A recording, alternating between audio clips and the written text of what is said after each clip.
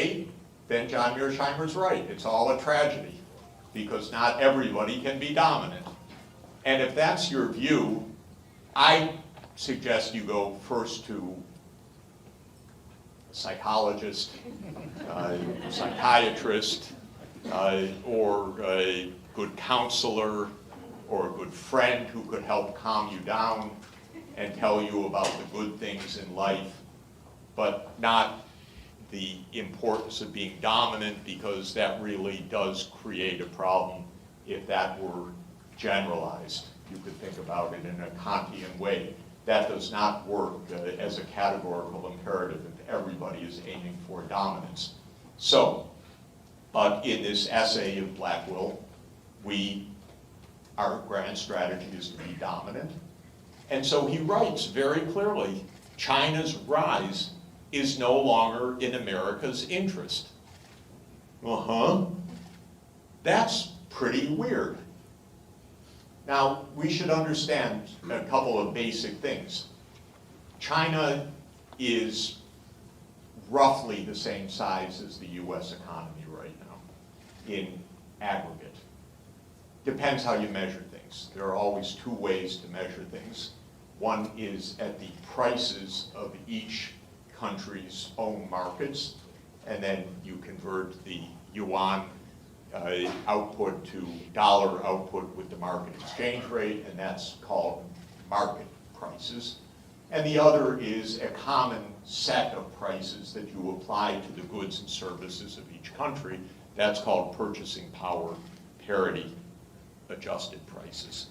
And by the market prices, China's economy in the aggregate is something like 3/4 of the size of the US in dollar terms. China's 4 times larger. So that would mean 3/4 times 1/4, or 3/16 the size, or roughly in per capita terms, 20% of the US economy in total size, 3/4. If you look at it at international prices or purchasing power adjusted prices, China's a bigger economy, and the IMF gives us data all the time in what is called the World Economic Outlook. You can go to imf.org and just look at the data, which I do 10 times a day for my job.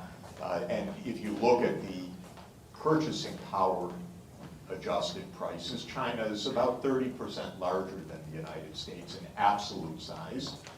So 1.3 divided by 4, because the population is 4 times larger. So in per person terms, about 30% or 35% of the US. China's poorer per capita than the United States, but it's a big economy because 1.4 billion people is a lot more than 335 million people, which is the US population. Now, that's freaking out the policymakers in the US. They're bigger. How dare they be bigger? But it's kind of arithmetic. The only way that China could be smaller than the US is to stay at a per capita income less than 1/4 of America. But why should they? Because China's filled with clever people, with good entrepreneurs, with technology. Technology flows in this world. It always has, and it will continue to. And China now is absolutely in the front ranks of scientific breakthroughs and of technological innovation, arguably ahead in many, many sectors, comparable in many, and behind in some. But a superpower in science and technology, and with superb universities and all of the things that make for a high-income country. And why not? China was the world leader for 1,000 years at least. It lost that lead by a terrible policy error in the year 1434 when the Ming court stopped the great fleet of Admiral